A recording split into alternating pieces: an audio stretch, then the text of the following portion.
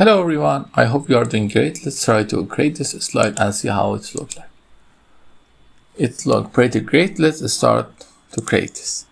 In previous videos, at first we need to add a blank space, and when we format background, you see the background is a picture, but what we do, we make the sharpness -100 and brightness -28.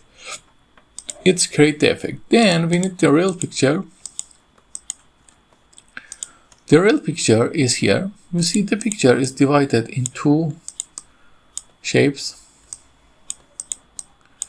I tell you in the previous videos how we create these shapes, but another time I'm going to tell you. At first, we need to, for creating these shapes, we need to make it back to the real size.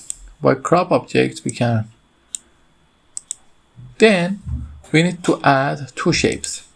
At first, we need to add a rectangle and set the rectangle in the middle and center. Oh, sorry, circle and then a rectangle. I make a problem, not a problem. And then when we select both of them and set the combine, we get this shape. And when we select both of them and set that to intersect, we get this shape.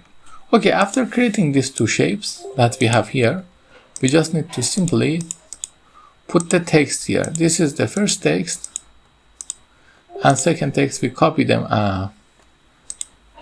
We copy this text and this text here, and after that we copy that slide, and we just simply bring it out, bring it out, bring it up, and bring this thing up.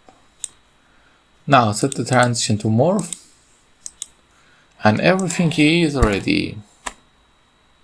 I hope you enjoyed. If you like this kind of videos, you will find many of them in my channel. Until the next video, have a nice time.